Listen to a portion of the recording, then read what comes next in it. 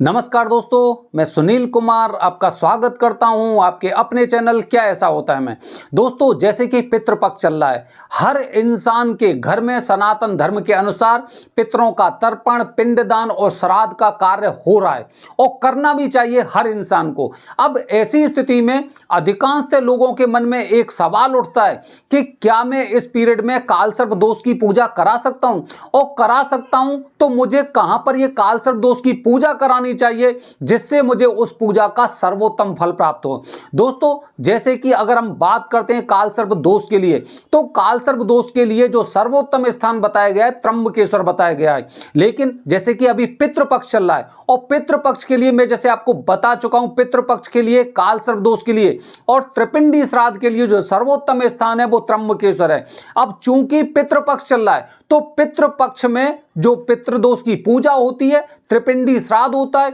इस कार्य के लिए पूरा त्र्यंबकेश्वर एकदम भरा पड़ा है। अगर आप अभी त्र्यंबकेश्वर जाने वाले हैं तो आप ये देखेंगे कि त्र्यंबकेश्वर में दर्शन करने में करीब 6 से 7 घंटे, 6 से 8 घंटे, मतलब इतना समय लोगों को लग रहा है। ठीक है, अब कालसर्प दोष की पूजा अब मुझे करानी है तो कालसर्प दोष की पूजा क्या उसी स्थान पर कराऊं या फिर कहीं और करा सकता हूं जिससे मुझे उस पूजा का उत्तम फल प्राप्त हो। दोस्तों, जैसे कि हम अच्छी तरह से जानते हैं कि जैसे ही पितृपक्ष शुरू होता है तो पितर होते हैं वो अपने स्थान पर आते हैं, मतलब अपने घर परिवार में आते हैं, जो उनके वंश होते हैं ना, उनके घर पे वो आते हैं। वो किसी ना किसी वेश में बताया जाता है कि वो पक्षियों के रूप में आते हैं। ठीक है, तो पितरों को पूरी जिम्मेदारी भगवान सौंप चुके हैं, क्योंकि इस स्थिति में जो भगवान होते हैं, भगवान अपने ध्यान अवस्था में हो जाते हैं और पूरी जिम्मेदारी पितरों को सौंपने के पश्चात वो कुछ समय के लिए एकदम ध्यान मग्न हो जाते हैं। इसीलिए दोस्तों, जब सारे देवी देवता जब एक ध्यान अवस्था में हो जाते हैं तो उस समय पृथ्वी का पालन करने के लिए, पृथ्वी का सृष्टि के लिए, पूरी वो रचना के लिए जो भगवान है, महाकाल बाबा कहा जाता है ना, आकाशे तारकलिंगम पाताले हाटकेश्वरम भूलोके महाकालम त्रियम लिंगम नमस्तुते। मतलब जब भी कभी ऐसा समय आएगा जब सारे देवी देवता ध्यान मग्न हो जाते हैं तो एकदम डायरेक्ट जो एकदम होता है ना, प्रभुत्व होता है, जो डायरेक्ट चाबी होती है, डायरेक्ट जो ऑर्डर होता है वो महाकाल का होता है। इसीलिए दोस्तों, अगर आप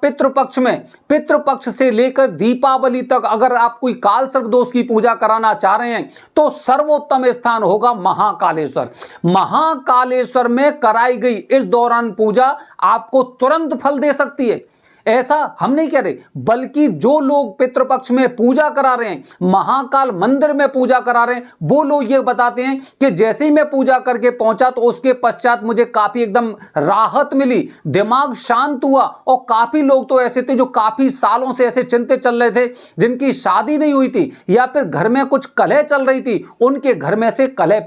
समाप्त हुई। अब दोस्तों, आप ये देखिए कि अगर हम कालसर्प दोष की पूजा की बात करते हैं तो निस्संदेह त्र्यंबकेश्वर है, लेकिन वहां पे कहते हैं ना, पितृ की शांति के लिए सर्वोत्तम स्थान त्र्यंबकेश्वर है। इसीलिए पितरों का कार्य के लिए सर्वप्रथम आपको त्र्यंबकेश्वर जाना चाहिए। लेकिन अगर कुंडली में आपकी में कालसर्प दोष है तो कालसर्प दोष, अब क्या हुआ, सारे के सारे जितने भी देवी देवता थे वो ध्यान मग्न है और पितृदोष की पूजा में पितरों के सहायक बन चुके एकदम। आप ये देखेंगे कि पितृपक्ष में सबसे पहले अपने पितरों का तर्पण किया जाता है, उनका पिंडदान किया जाता है, मतलब पितरों की सेवा होती है, उसके पश्चात ही भगवान की पूजा होती है।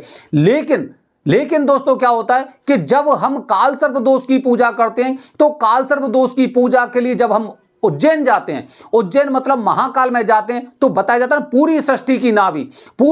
की नाभि उज्जैन में है। और जब सारे के सारे देवी देवता एकदम ध्यान मग्न में होते हैं तो निस्संदेह भगवान शिव एकदम डायरेक्ट आपको प्रभाव देते हैं उस पूजा का। मतलब इस समय में किसी तरह की कराई गई पूजा अगर आप विधि विधान से पितृपक्ष से लेकर दीपावली तक अगर आप विधि विधान से पूजा कराते हैं महाकाल मंदिर परिसर में, जहां पर एक सर्वोत्तम पूजा बताई गई है भगवान शिव के एकदम नजदीक, वहां पर अगर आप पूजा कराते हैं तो निस्संदेह आपको उस पूजा के सबसे अच्छे परिणाम मिलते हैं।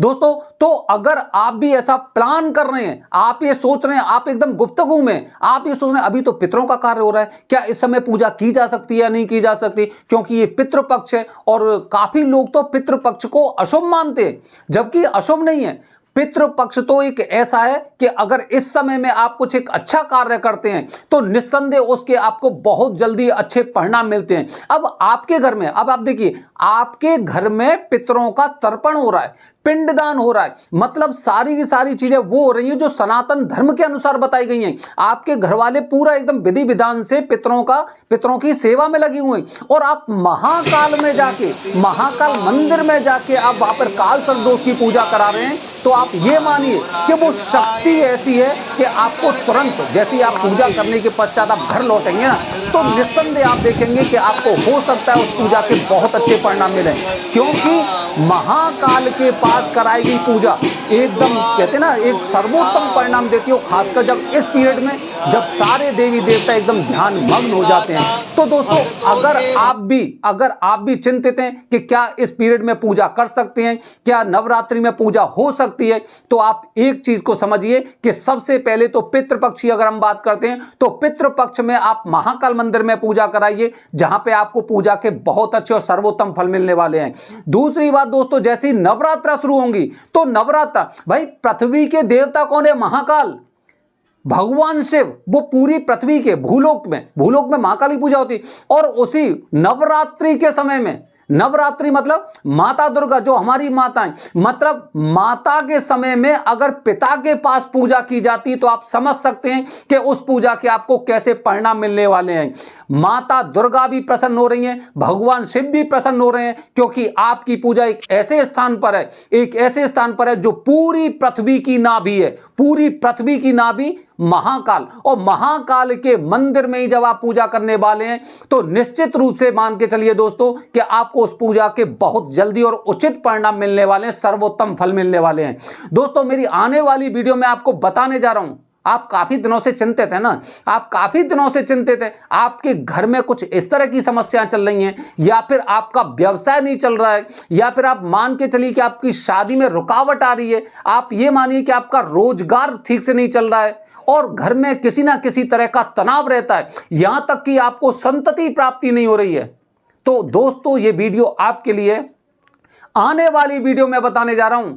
कि बस आप ये वाली पूजा करवा लीजिए, उसके पश्चात देखिए नवरात्रि संपन्न होने तक आपको उस पूजा के उत्तम परिणाम अगर नहीं मिले ना, तो आप बता सकते हैं दोस्तों, आप मान सकते हैं कि आपने जहां पे पूजा करने वाले हैं और जो पूजा मैं आपको बताने वाला हूं, निस्संदेह उस पूजा के आपको सर्वोत्तम फल मिलेंगे। बने रहिए हमारे चैनल के साथ दोस्तों। हर हर महादेव।